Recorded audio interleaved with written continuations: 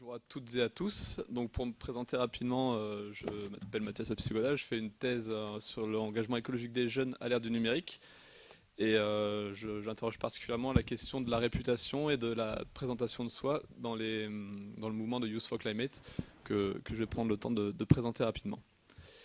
Alors pour commencer cette présentation, j'aimerais m'appuyer sur une citation de Jacques Llon, sociologue spécialisé dans les questions de l'engagement, que j'aimerais que vous gardiez en tête finalement parce qu'elle va servir de fil conducteur tout au long de ma présentation. Donc Jacques Llon explique que l'estime de soi serait au centre des mobilisations contemporaines de la part d'individus toujours menacés d'humiliation. Donc l'estime de soi serait au centre de mobilisations contemporaines de la part d'individus toujours menacés d'humiliation.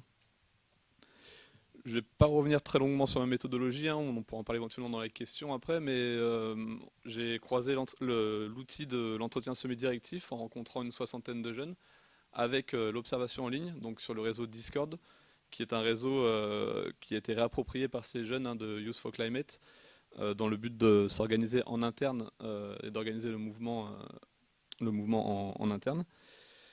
Donc j'ai passé 3 mois à les observer en ligne, en plus de ces entretiens, donc qui m'a permis finalement des allers-retours entre terrain et données, en ayant accès à la fois au discours, mais en vérifiant le discours par rapport aux pratiques et inversement.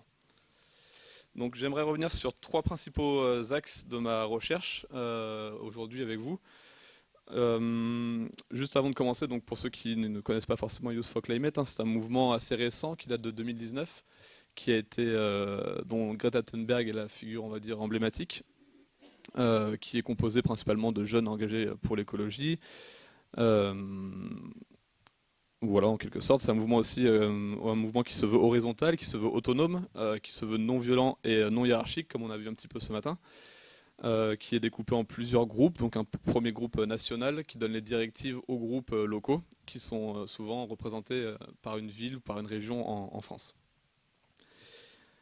Donc le premier résultat sur lequel j'aimerais revenir, c'est sur différentes limites que j'ai pu étudier entre l'image que le mouvement essaie de renvoyer, entre la réputation que le mouvement essaie de se faire, et la réalité vécue par les répondants, par les jeunes membres que j'ai pu rencontrer. Une première limite donc sur le genre d'abord, sur l'engagement genré. Donc c'est un mouvement qui cherche à être le plus inclusif possible, qui cherche à respecter le plus les inégalités de genre, en mettant différentes pratiques en place. Mais finalement, beaucoup de jeunes sont revenus sur ce décalage vécu entre ce qu'ils essaient de mettre en place et la réalité de leur engagement. Où Mathilde, 16 ans, explique que les filles s'occupent beaucoup plus des tâches administratives, des tâches de gestion. Elle me parle du petit travail pénible mais nécessaire au bon fonctionnement du mouvement. En prenant par exemple moins la parole lors de réunions, où là les garçons seraient avec plus d'aisance, ils parlent plus fort et ils prennent aussi des modes d'engagement beaucoup plus physiques en participant à des désobéissances civiles, en se mettant au premier rang des manifestations, en prenant aussi plus de risques. Donc même si ils essaient au maximum de casser un peu des schémas de domination sociaux en termes de genre, quelques logiques persistent dans le mouvement, mais il y a tout un travail quand même d'image à renvoyer en termes d'inclusivité dans ce mouvement. Une deuxième limite sur laquelle j'aimerais revenir, c'est sur la limite finalement du modèle démocratique, du modèle horizontal qui est prôné aussi dans ce mouvement.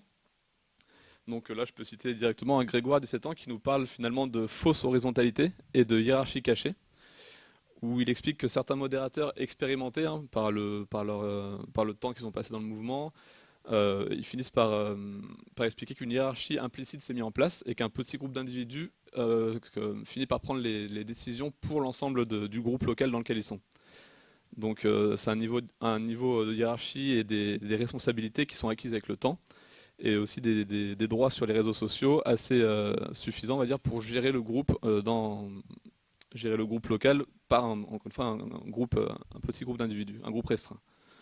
Mais encore une fois, là, il y a tout un travail pour lisser l'image du mouvement au niveau de la communication qu'il renvoie, pour donner l'impression que le mouvement est le plus démocratique, le plus horizontal possible, pour répondre un petit peu à ces nouveaux mouvements dont on a parlé aussi ce matin, sous cette injonction de l'horizontalité et de l'autonomie.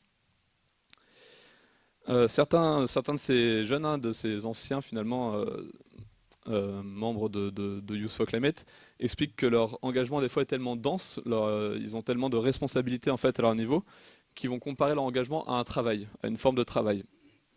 Et c'est la troisième du coup limite sur laquelle j'aimerais revenir par rapport à l'image un peu cool, détendue, ou même que le mouvement essaie de renvoyer, un engagement qui serait finalement facile, qui vient être remis en question par rapport au fait que beaucoup d'organisateurs comparent leur engagement à un travail.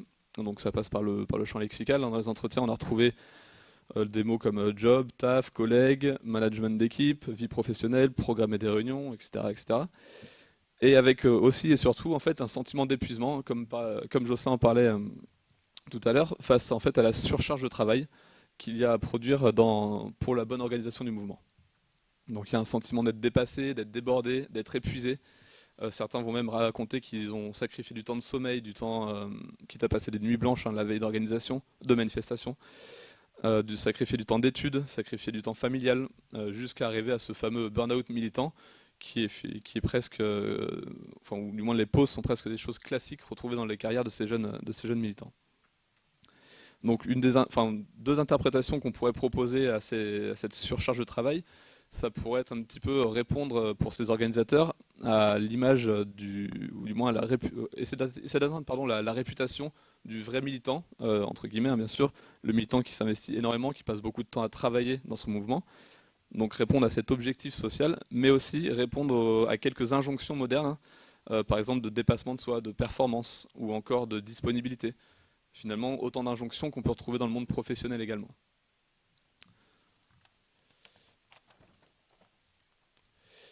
Pour les plus, on va dire les plus fortement engagés, il y a même des comparaisons ou des formes de militarisation et de religiosité dans leur engagement.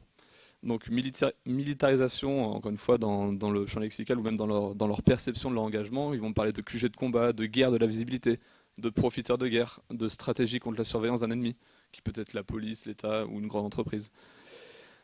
Et du coup des formes de religiosité aussi, puisque d'autres vont me parler de prêcher la bonne parole, d'avoir le sentiment de devoir faire le bien, d'être du bon côté. Un jeune vient même me parler de devoir avoir le sentiment de devoir convertir à l'écologie les autres jeunes comme une religion. Donc c'est des formes de discours plus radicales finalement qui globalement,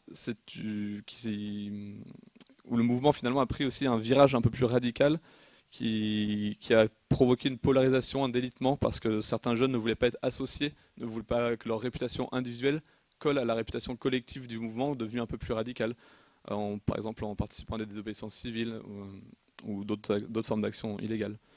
Donc ce qui vient nous amener finalement à parler du deuxième résultat que j'aimerais vous présenter sur les questions de mise en visibilité de son engagement et d'exposition de soi. Donc qui participe aussi à la réputation individuelle et collective. Donc pour ce résultat, je vais plus forcément parler de Discord, qui est un réseau entre experts, entre engagés, entre spécialistes de l'écologie, mais plutôt des réseaux non spécialistes que peuvent être Instagram, Facebook, Twitter ou TikTok.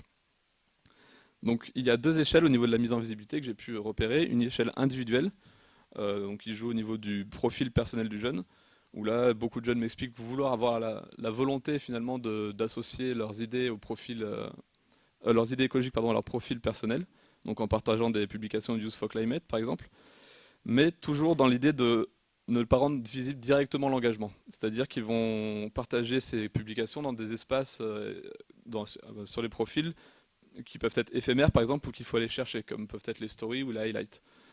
Donc les répondants m'expliquent qu'ils ont tout un travail en fait d'esthétisation de leur profil. Ils veulent cleaner, vraiment rendre propre leur profil et ne pas gâcher. Un des répondants m'a utilisé le mot gâcher. Il ne veut pas gâcher son travail d'esthétisation en publiant des informations et des contenus écologiques. Parce que selon eux, les publications permanentes qui sont sur leur profil et qui sont directement visibles sont des choses qui vont les définir, qui vont leur correspondre à long terme. Chloé, 17 ans, m'explique que n'importe quelle publication permanente fait partie de la personne. Mais d'un autre côté, on retrouve l'importance de rendre visible leur engagement écologique malgré tout. Tom, 17 ans, explique que cacher son engagement, c'est comme cacher une partie de son visage. Donc là, on sent bien l'importance, finalement, la tension dans laquelle il se retrouve entre la volonté d'exposer l'engagement par rapport aux normes partagées sur les réseaux que peuvent être Instagram, TikTok ou autres, de cette culture jeune, de qu'est-ce qu'on peut publier ou non sur son profil sur des publications permanentes, sur ce qui ferait beau ou laid sur son profil.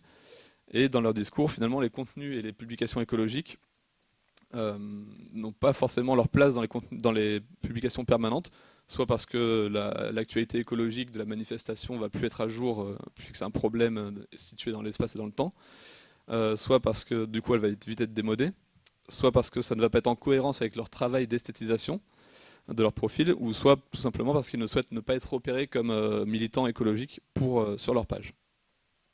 Donc ce qu'il faut retenir au niveau individuel, c'est que les jeunes opèrent un découpage de leur visibilité, très minutieux, hein. Ils deviennent de véritables gestionnaires de leur visibilité en ligne. Et, euh, et que finalement, voilà, ils vont entretenir une certaine réputation, une certaine image, ils vont envoyer une certaine image qui est travaillée de leur profil. Et dans certains cas, dans les cas où les jeunes ne veulent pas être repérés comme militants écologiques, ils vont pouvoir se servir des pages collectives, donc des pages de Youth for Climate par exemple, pour pouvoir exposer leur engagement, mais sans que leur nom direct soit associé à leur engagement.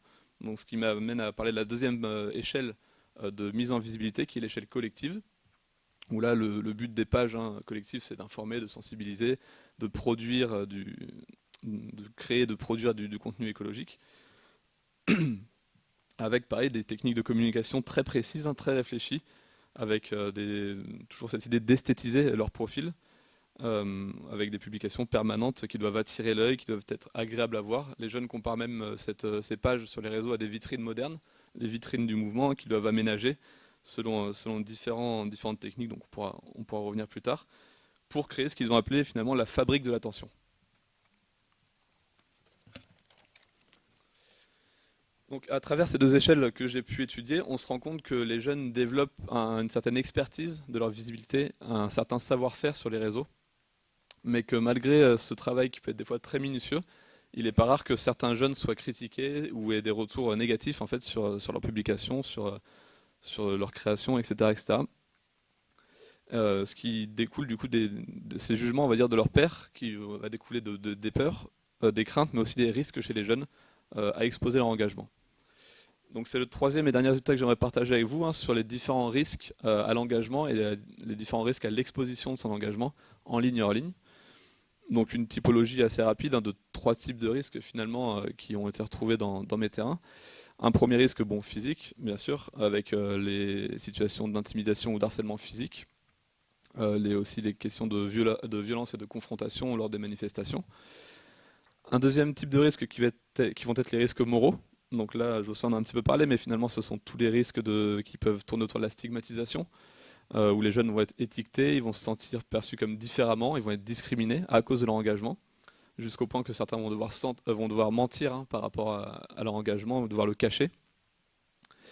Un deuxième type de risque au niveau des risques moraux va être le risque de harcèlement et d'intimidation également, où, Jocelyn le disait aussi, il va y avoir des menaces, des moqueries, des commentaires ou des réflexions déplacées. Certains jeunes m'ont dit recevoir des vagues de haine, en particulièrement sur les réseaux sociaux. Un des jeunes s'est aussi fait traiter de nazi pour avoir exposé son engagement. Pour vous dire à quel point des fois les conflits ou l'intimidation peut être virulente.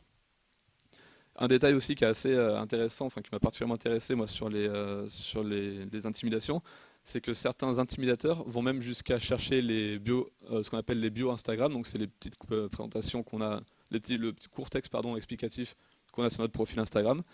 Ils vont jusqu'à chercher du coup des bios Instagram de jeunes militants engagés dans l'écologie pour les menacer et envoyer des messages en privé à ces jeunes alors qu'ils ne se connaissent pas du tout, qui passent notamment par des insultes ou autres. Donc ça explique un peu le degré, on va dire, de risque qu'ils peuvent avoir rien qu'en s'exposant sur leur profil en tant qu'en militant écologique. Et enfin, un troisième risque qui là concerne un peu plus des points sensibles de ma thèse, qui vont être les risques réputationnels, avec tout d'abord un premier type de risque qui va être le risque de déclassement social dans son groupe de pairs, dans son groupe d'amis, encore une fois, groupe d'amis A, B ou C, où les jeunes vont m'avoir raconté qu'ils ont peur de passer pour quelqu'un de chiant, de pas cool, voire même de perdre des amis lorsqu'ils vont exposer leur engagement. Donc finalement, là, ce qui est en jeu, c'est bel et bien l'estime de soi et la reconnaissance du jeune, ou la non-reconnaissance pour le coup, de son engagement. Un deuxième type de risque particulièrement intéressant sont les risques pour l'avenir professionnel de ces jeunes, dans le sens où leur engagement va laisser des traces, en particulier sur les réseaux sociaux, des traces numériques. Et il y a toute une crainte, tout un discours sur les craintes que les futurs employeurs viennent chercher par exemple le nom du jeune, et va tomber voilà, des contenus que le jeune aurait publiés, engagés pour l'écologie.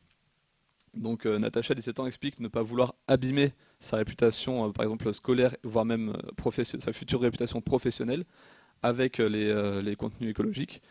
Un autre exemple euh, qui m'a été raconté, c'est qu'une des jeunes a même passé plusieurs heures, voire même plusieurs jours, à retirer toutes les publications, tous les commentaires, jusqu'à retirer même tous les likes de chaque publication qu'elle avait liké en rapport avec l'écologie, pour ne pas, voilà, pour lisser sa réputation et se laisser un maximum de portes ouvertes pour son avenir professionnel. Donc finalement, par rapport à cette typologie, on peut se demander comment ces jeunes arrivent ou non à gérer les différents risques qui sont associés à l'exposition de leur engagement, qui sont associés à leur réputation écologique. Comment ils arrivent à gérer ces risques? Il y a différentes stratégies qui sont mises en place, mais si on peut résumer en une phrase, hein, c'est que la gestion des risques de l'exposition de son engagement passe par la gestion de sa visibilité. Donc au niveau de la gestion des risques moraux et réputationnels, ça passe beaucoup par l'invisibilisation des pratiques. Et le numérique tient une place particulièrement importante à ce niveau-là, puisqu'il permet de se procurer un sentiment de sécurité à travers l'anonymat, ou du moins ne pas engager son nom directement dans les publications qu'on peut partager, avec l'utilisation de pseudos par exemple, ou l'utilisation de comptes collectifs qui peuvent servir encore une fois de paravent, dans le sens où le nom de la personne ne sera pas engagé directement. Comme le disait Jocelyn aussi, on pourra en revenir peut-être dans la conversation après, finalement ces jeunes vont aussi construire des safe spaces, c'est-à-dire des lieux sécurisés, ou du moins qui pensent sécurisés, où ils vont se regrouper sur le réseau Discord entre spécialistes, entre engagés, un réseau qui va être sécurisé parce que différentes étapes sont nécessaires avant de pouvoir le rejoindre. Donc ce qui crée on va dire une ambiance sécurisante pour ces jeunes qui peuvent du coup plus facilement, on va dire, s'exprimer sur leur engagement. Au niveau de la gestion du risque réputationnel, j'aimerais revenir sur deux exemples particulièrement significatifs des tensions qui peuvent traverser ces jeunes au niveau de leur réputation. Donc une première tension entre réputation militante et réputation professionnelle. Là, c'est Mélanie, 17 ans, qui nous raconte une anecdote lorsqu'elle faisait du télétravail pendant le deuxième confinement. Je la cite. Une fois, j'étais en stage professionnel qui acceptait le télétravail et j'ai voulu participer à une manifestation pour le climat un vendredi qui était à Paris. Le truc, c'est qu'avec les réseaux maintenant, les gens ils peuvent savoir où et quand tu es, et je savais pas trop ce que mes collègues pensaient de l'écologie. Ah oui, parce que j'étais en public, genre mon compte Instagram était accessible à tous. Du coup, j'ai dû me mettre en privé parce que j'avais dit à mes collègues que je télétravaillais le vendredi, alors que je suis parti à Paris pour manifester. Il fallait pas qu'ils voient les publications que j'allais mettre à Paris pour mes amis, mes amis écolos, alors que j'étais censé travailler chez moi. Je n'avais pas le choix, sinon ça aurait pu me retomber dessus au niveau de mon stage et je préférais pas. Donc qu'est-ce qu'elle nous dit cette jeune? C'est que finalement, elle a élaboré une stratégie d'invisibilisation pour une partie des individus qui pourraient potentiellement la suivre sur ses réseaux, donc ses collègues, mais aussi en se mettant en privé, donc c'est-à-dire qu'elle a restreint l'accessibilité à son compte, mais aussi des stratégies de mise en visibilité pour ses amis écolos, du coup, qui pouvaient la suivre par rapport à ses publications qu'elle avait mis de la manifestation, parce qu'elle devait aussi tenir une réputation vis-à-vis de ce cercle d'amis. Donc cette jeune est partagée à la fois par le sentiment de peur qu'un de ses collègues puisse tomber sur une preuve qui indiquait qu'elle n'était pas au travail, mais aussi par la volonté d'exprimer son engagement devant ses pairs militants. Donc encore une fois, en ayant conscience de son degré de visibilité, cette jeune arrive plus ou moins à renvoyer une certaine image d'elle-même afin de protéger ses différentes réputations, donc là qui étaient professionnelles et écologiques. Un deuxième exemple qui exprime finalement une deuxième tension entre deux réputations, cette fois-ci deux réputations militantes, c'est l'exemple de Noah, 16 ans, qui lui est très engagé dans l'écologie et qui se bat contre d'autres mouvements, notamment des mouvements d'extrême droite, qui me raconte que, je le cite, « Je suis infiltré dans plusieurs groupes d'extrême droite, où là évidemment, je vais mettre mes convictions écologiques de côté. Je vais me faire passer pour quelqu'un qui va dire « Oh là là, ce sont vraiment des cons ces militants pour le climat », afin de pouvoir ensuite apporter des intérêts à la cause écologique en rapportant des informations. J'adhère pas du tout à ce qu'ils font, mais par exemple, pour le mouvement, je suis vraiment quelqu'un de chez eux qui est vraiment attaché à leur cause. Alors que ce n'est pas du tout le cas, ça me permet juste de récolter beaucoup d'informations sur les actions, pour pouvoir les contrer par la suite. C'est aussi le cas du mouvement, j'ai une place où ils me font confiance. C'est quelque chose qui visiblement marche. Vu que par exemple, les gens du mouvement n'ont aucun doute sur moi et me font extrêmement confiance, ce qui me permet d'avoir accès à plein de choses sensibles. Donc là, c'est encore un peu plus extrême, on va dire, dans sa pratique, parce que depuis quelque temps, ce jeune a infiltré les réseaux de deux mouvements d'extrême droite dans le but de saboter leurs actions. Et avec le temps, il a atteint une certaine notoriété, une certaine réputation finalement, dans ces mouvements extrémistes, à la fois en ligne et hors ligne. Il va nous expliquer plus tard que dans ces mouvements, il utilise des faux prénoms, des faux pseudos, pour tromper ses militants de ces mouvements.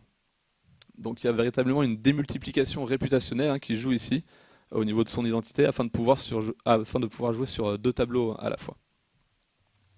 Donc qu'est-ce que ça nous dit finalement tout ça? C'est que les jeunes vont se retrouver dans des situations où ils vont devoir négocier le degré d'exposition, leur degré d'exposition de leur engagement, mais aussi glisser d'une facette à une autre, parce qu'ils peuvent se retrouver finalement entre deux mondes. Deux mondes qui impliquent des publics différents, des regards différents, des conceptions différentes, des représentations différentes, mais aussi des signes de reconnaissance différents. Donc là, la capacité à être flexible pour un jeune, par ces jeux de négociation et ces jeux de glissement, est quelque chose de primordial pour ces jeunes engagés. Donc l'adaptabilité de ces réputations et la maîtrise, du moins le sentiment de maîtrise de ces réputations est vraiment quelque chose de primordial dans la gestion du risque réputationnel. Pour conclure, finalement le prisme de la réputation est particulièrement intéressant pour faire ressortir les mécanismes de construction de soi qui jouent chez ces jeunes, parce que ça passe à la fois par les expériences de responsabilité qu'ils peuvent avoir dans les mouvements, ça passe aussi par les choix stratégiques de mise en visibilité ou d'invisibilisation de son engagement. Et ça passe aussi et surtout, à mon sens, par les risques que prennent ces jeunes dans leur engagement, qui peuvent être des fois vécus comme des épreuves, et du coup, épreuves et risques qui sont suivis de près par les questions de reconnaissance ou de non-reconnaissance. Donc en fait, si ma présentation avait un peu pour but de vous sensibiliser, enfin même ce colloque, pour vous sensibiliser sur l'importance de l'engagement des jeunes à l'époque contemporaine, on a voulu vraiment faire un focus, notamment avec Jocelyn et le groupe de recherche qu'on a sur le projet, que l'engagement n'est pas toujours synonyme d'épanouissement, de réalisation de soi, de bonheur pour les jeunes. Il peut être aussi synonyme de souffrance, de stress, de risque et aussi d'épuisement pour ces jeunes militants. C'est pour ça que j'aimerais du coup finir cette présentation sur une citation que vous connaissez et que vous comprendrez un peu plus comme on l'entend, de Jacques Llon, qui explique que l'estime de soi serait au centre des mobilisations contemporaines de la part d'individus toujours menacés d'humiliation. Merci pour votre écoute.